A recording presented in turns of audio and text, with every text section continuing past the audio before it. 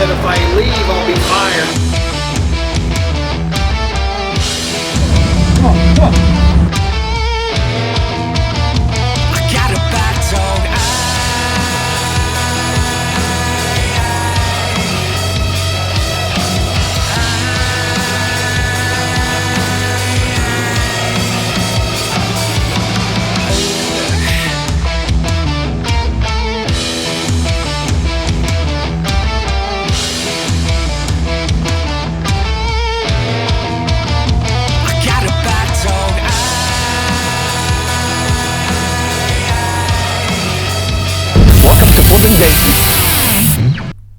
Welcome to Flipping Dayton. In this episode, I'm going to show you how I find the house, negotiate the deal, close on it, and then start the demolition.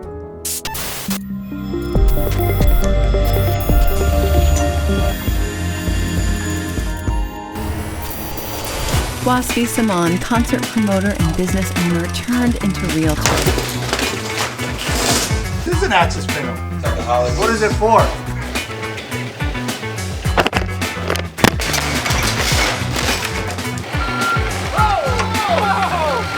COVID-19 decimated the entertainment industry, burying his beloved entrepreneurial dreams. Using his years of marketing experience, he is creating a one-of-a-kind business plan to save his companies. In 30 days, he will take his investments and turn them into huge profits by recreating the housing marketing strategies of the past. Teaming with his apprentice and legendary Ohio State University clutch kicker Tim Williams, they are on a mission. Time is their enemy. Will they succeed against all odds in just 30 days? We are flipping the housing market upside down. We are flipping Dayton.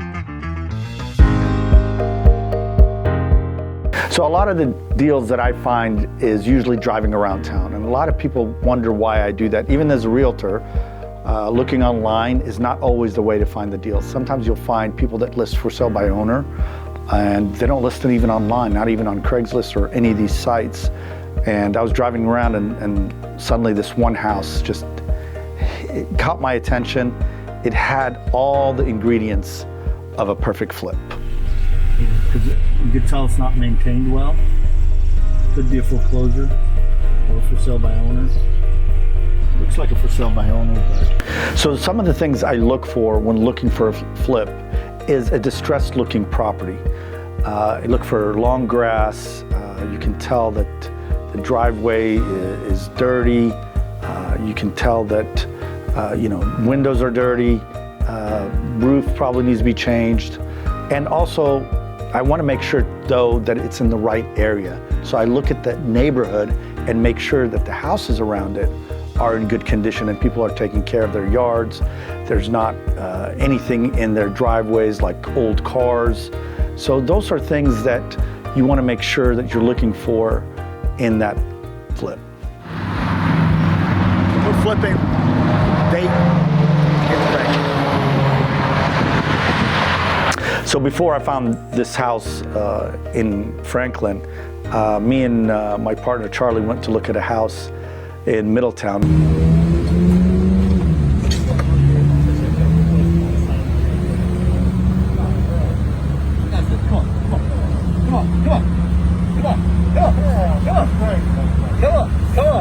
And we didn't even make it past the door. It was on a busy street, but as soon as we opened the door, it was complete chaos in there. We didn't even want to walk through. So Charlie ran away before I did. Let's go. Oh, you recording that? You recording this? I know, that's good. I want to see this. I'm like, damn. I wish there was a camera on the inside. Oh my God. You crazy. 40 pounds. Like this is so. That's fucking hilarious. I wouldn't even touch it for free. Oh my God. Charlie actually got started. I got Charlie started in flipping homes 18 years ago, and I kind of stepped away from it, but he knows this market better than I do. So I wanted his advice. He actually flipped a property about 2 years ago in the same neighborhood. So he had an idea what those houses are worth. So we did the walkthrough, and he kind of gave me a little advice on what he thinks the top dollar I should pay for this house, and it kind of helped in my negotiations. When we got to the property, some of the positive things that we seen were that it's in a nice older neighborhood that has mature trees. All the neighbors look like they're taking care of their yards. A nice quiet area. We really liked that it sat on top of a hill. Some people would look at that as a disadvantage, but it gives a lot of privacy, and privacy really sells. We liked that it had a great fenced-in backyard, all brick house. As we walked in the inside, there were some bad things in there, like, you know, the basement completely looked like a dungeon. It was old carpet in there. The ceiling really needed to be changed. But as we walked upstairs, we seen that the kitchen was outdated, the sunroom was outdated, but the framework was good. The walls, the drywall was great. The ceiling was in good condition. The windows, majority of them were in good condition.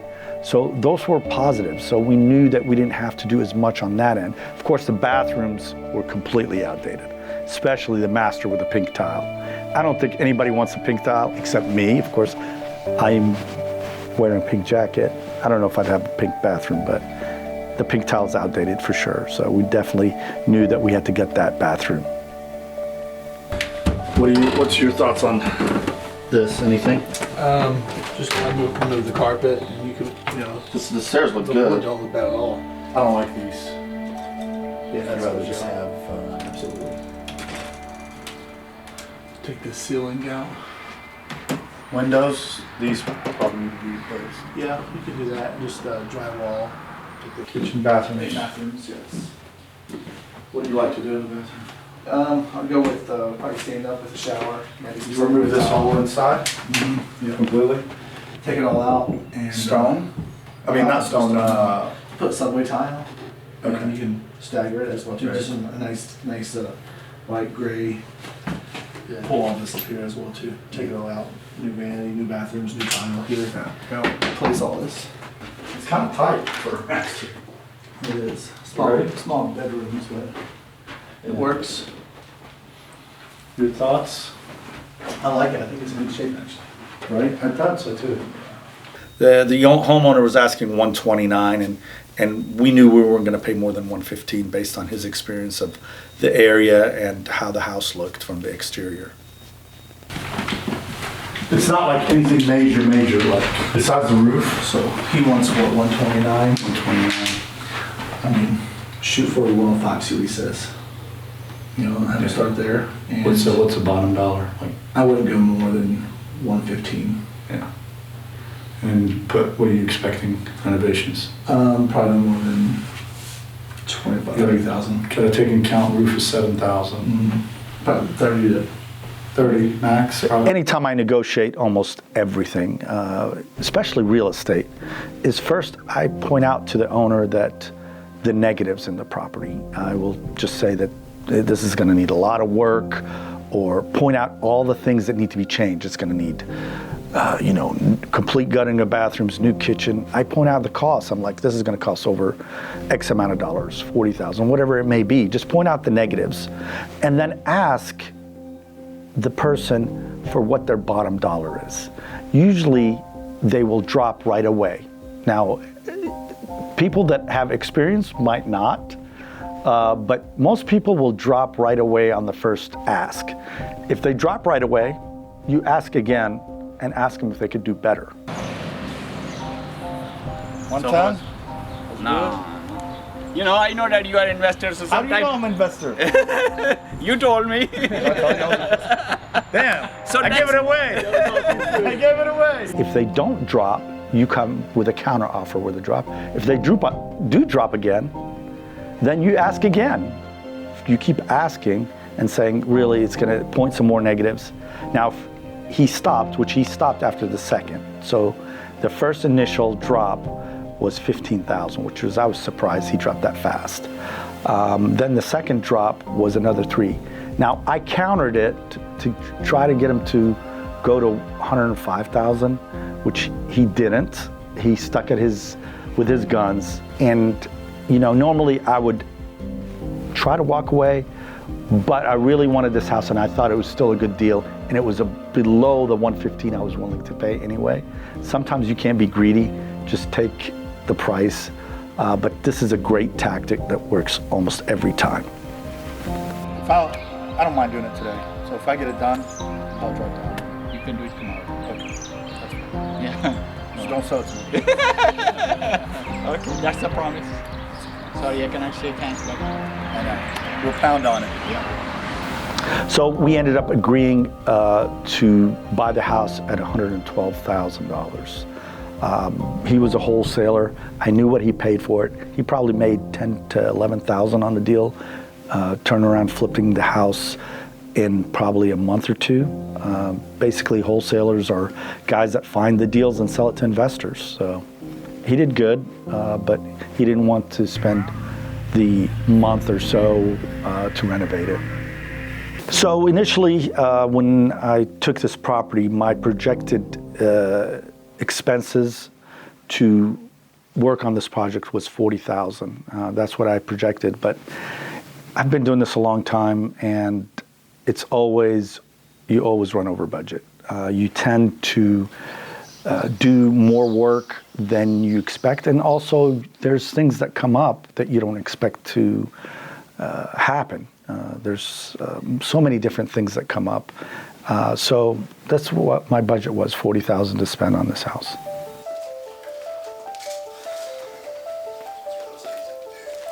When I initially looked at the house, I pretty much looked at the comps and contacted some friends that are in the real estate business and asked them what this would sell. The comps were telling us around 175 to 180. So if we put 40 in it, we were at 152, and if we got the high of the 180, 185, we were looking to make anywhere from 25 to 30,000. So that was our projection. All right, I'm heading to Terra Title to close my first deal for flipping with Dayton. Or flipping Dayton. I said flipping with Dayton. Whatever it is. Yeah. This is part of the work. Needs to get done. Anytime you close a house, you need to hire. In Ohio, you hire title companies, and what title companies do is they research the title on the house. The same way a car would have a title, the title on the house, to see if there's any liens, if there's things that are showing on there that are owed, and to make sure that you get a warranty. What they call it a general warranty deed, meaning that if anything had come up through that process, that it would be covered, that you're protected and you don't owe that. And then also you want to make sure that you buy title insurance. And what title insurance does is it protects you in case something comes up down the road, because you don't know what could come up down the road. Could be someone that had worked on the house could have put a lien on the property.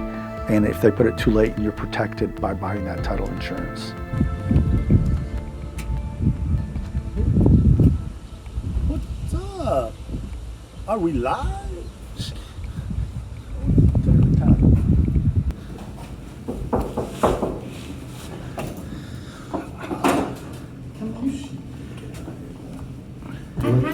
It's bright now. Hello. I'm Allison. I'm going to be your closer. Hey, how are you? Good to see you. Hi. Nice to meet you. Same here. This transaction is taking place during the COVID. We're acknowledging there with signature. Wow, is this required? Yes, by the state. So what does it say? To make sure that you want to abide all the guidelines? Correct. You have everything. They just want to know how many houses are being sold, what's going on, what Yeah. transactions are actually taking place during this COVID, how many people are still buying. Oh, is that what it's for? Okay. I thought they wanted to see if we're wearing masks or not. So that's basically it. Okay. We will record the deed. It usually takes about 30 or 45 days. Don't be surprised if it's not recorded. Mhm. Like if it takes 2 months, But just what if because I'm selling it I'm gonna have the same That's issues okay. we had. That's okay. There'll be a chain, but we'll be on it because Right, so the we know person what's would what. know. that- Correct. Yeah. And so we send that out to the county, and if you're intending to sell it, then I'll make sure, like, hey, make sure this, like, put this on a rush, you Right. know, so that we'll get it sent out much quicker, and then it goes to the county. And with, the COVID and then. Is this what's causing, is it usually quicker to happen than 30, 40 days or? No, It's just usually it the takes, COVID. that's usually The standard. the standard is 30 to 45 days. Mhm. I'm saying don't be surprised if it takes longer, like up Right. to 60 days. Okay. Because with the counties having been closed because of the Mhm. COVID, Mhm. they're running behind. So they're not, they take them as they come. Okay. You're at their mercy at that point as far as when you're gonna get that back. Okay. But other than that, we're good. Okay. All right, thank you very much. Mm-hmm.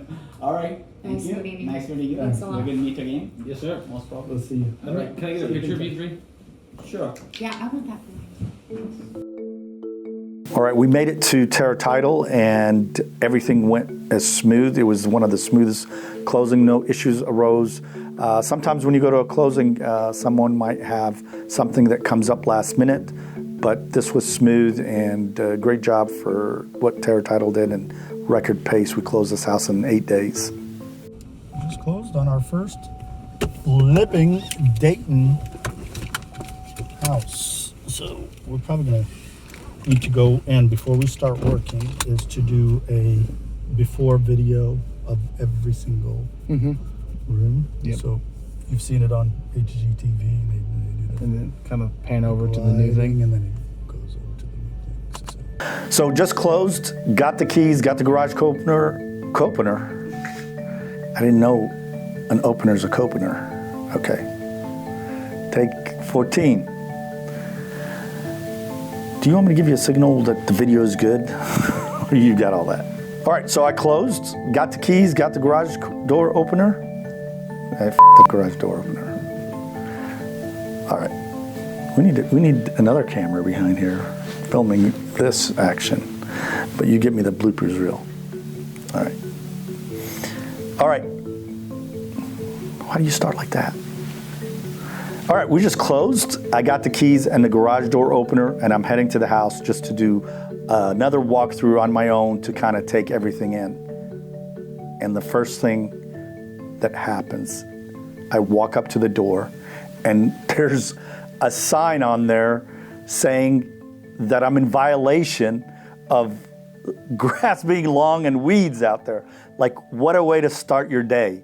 You just got this house, and literally, I knew, when I walked up to that door, I was like, are you kidding me? Like, this is how I'm gonna start? Going in for the first time.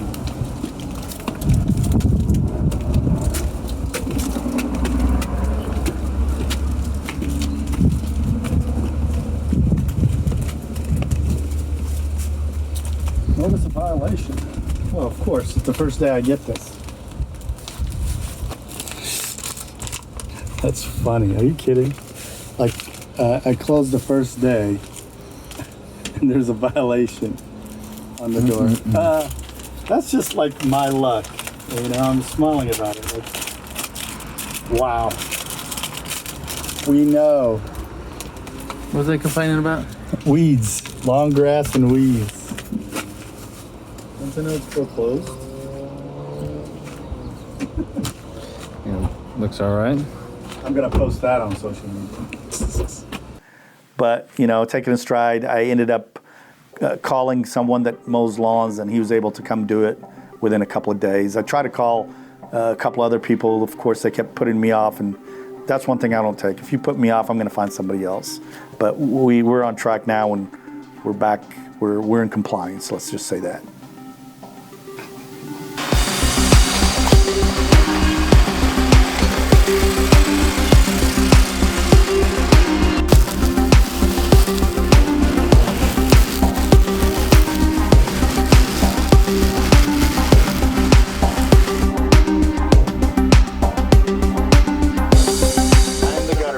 Yes, sir. Where's the sign on your truck? I just picked that truck up. I'm like, I have to get signs for everybody. The electrician came in earlier, like, Where's your sign on your van? It's coming soon. They just come this morning. They just came and measured square footage on it this morning, so it's coming. Coming soon. All right, well, so all these gutters are clogged with weeds and everything in it. Okay. I just want to see if it's salvageable. Do I just need gutter guards or do I need new gutters? Okay. You take a look at it. I know there's some spots. If they all look like this, then we'll just clean, reattach, reseal, and guard them. Yeah. If, I mean, they don't look to be in bad shape. No. There's one area I seen on the spout that was broken up. Okay.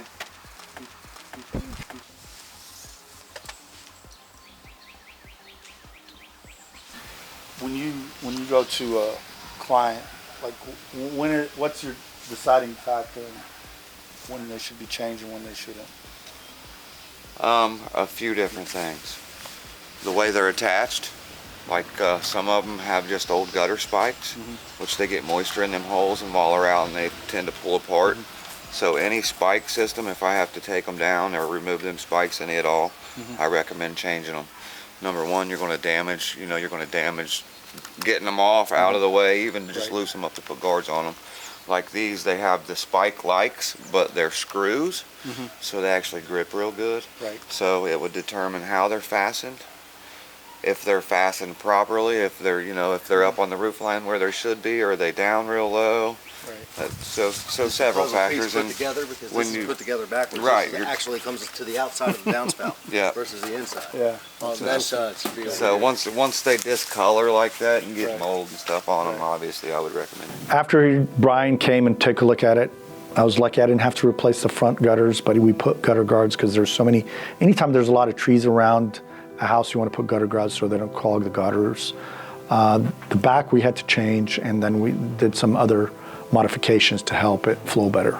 Okay, so it's still early on, and I decided to call Josh Miller from Prestige Stone Creations, who started doing cabinets and granite. And I know Josh has always done amazing work. He's also been on a local TV station, and I wanted him to come out and just give me perspective of not just only the kitchen and the granite, just overall, because he has done renovations of homes completely. The floors are underneath. It's got hardwood. Okay.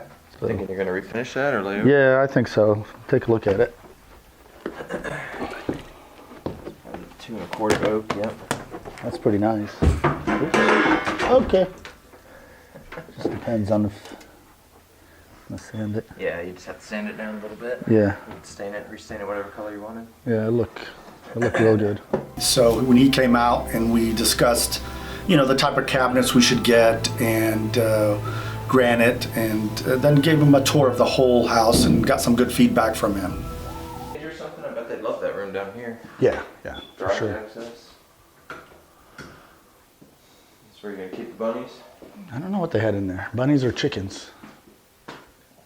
This has got to be, I don't know, 70s. Sure.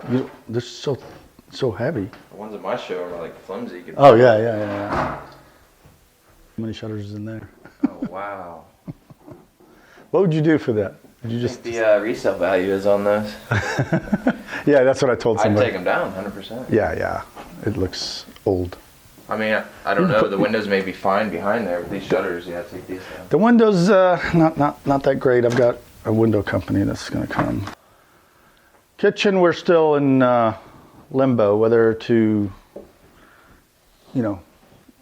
paint the cabinets and change the accessories and just change the counters. When are you trying to have it sold, listed? Our goal is 30 days. Okay. Lofty goal, but maybe. I mean, do you have the crews and whatnot? Yeah. Okay. I mean, maybe. You send enough people in here. And Yeah. We're going to start tear out this morning. it helps when it's not lived in, too, Yeah. They don't have to work around anything. They can just gut it. And It's just during what's going on right now, everybody's busy. Yeah. It's that time of year. Yeah. And COVID has created more of it, so. Anytime I'm looking to do a garage floor coating, I always call BJ, a good friend, who's been in this business for over 10 years with GFC garage floor coating. And BJ came out and started explaining the difference between how their process is and then how someone doing it themselves. You know, most people think that it's easy, but really there's more to it, especially if you want it to last for a long time. And BJ started throwing out some words. I had to stop him every now and then and say, can you tell me more? What does that mean? But we did a deal, and I think it's going to be great. What's up? How are you, sir? Good. You? How you doing, buddy? Good. Waiting on you. That's it. Well, let's get it going. What are you looking for? Like pitting and spalling, like stuff like that. Salt damage, basically. That's what that is the salt sits there and it just deteriorates the concrete, just eats the concrete. And then Salt from vehicles, okay. snow blowers, whatever might get salt. Most of the time it's just vehicles. In this, do you actually fill it? Yeah, so we'll grind it. We'll grind the top surface all the way off to open up the pores of the concrete. And that's what allows the product not to stick, but to penetrate the concrete, attack the moisture, and create a molecular bond to it. And that's why we can give you a lifetime warranty with this. Yeah. So speaking with BJ and his intellectual words that he uses for this garage floor coating stuff, you know, he can make it a little simpler for us small folks. But he just blew me away, so it must be good. If I can't understand it, it must be good, right? I don't know. Sometimes I use that with marketing. That's why some big words, but some people get kind of scared from when somebody uses big words, but it didn't bother me. He knows what he's talking about. You know I'm recording. Like she just interrupted the whole take. Whoo! All right, so we have to do that one over again. Should we leave it? Yeah, sure. That's when you got someone, your editor, not paying attention to know that I'm recording. But we'll see how that comes out. Oh well. How long does this take? We'll be in and out in a day. Really? Yep, in and out in a day. The difference between our product and everybody else's one-day product is they use polyurea polyaspartic. Polyurea polyaspartic is a very thin product. Polyurea polyaspartic will only hold back about 2 to 3 pounds of vapor emissions and hydrostatic pressure. Ours goes on about 10 to 12 mils thick, and then you broadcast the flake into that, and the flake is 10 mils thick. And then our clear coat goes on about 10 mils thick. So you're getting about 30 mils of surface here. But we'll treat all these cracks, we'll treat all the pitting. When we walk out of here, it'll look like you had a brand new slab of concrete. So what you can do is when we grind it, we grind off that butter coat, or what people call the cream coat of the concrete, to expose the pores of the concrete. So 90%, I would say about 9 out of 10 garages, if there's oil stains there, when we grind it, that comes out. So in this episode, we found the house. This is what it looks like when you forget what you're saying. You look like a deer in the headlights. But I get voices in the background that keep appearing. Where are they? Where's the voices coming from? They keep appearing. Okay. Like Nicolas Cage when you do that. I've heard that before. You do right now. Especially when it was like, when he does that face off. Remember that movie? Yeah. John Travolta, that's one of the best movies ever. Actually, I should watch that tonight. Face off. So in this episode, we found the house. We negotiated a deal. We discussed how much we were going to spend on this to make it profitable. We closed, and then we met with a couple of contractors to see how much it would cost to do certain things. And we got a letter from the city, and we got our grass mowed because they said it was too long. And I'm sure it was too long for months before I bought it, but it's okay. I'll take the blame.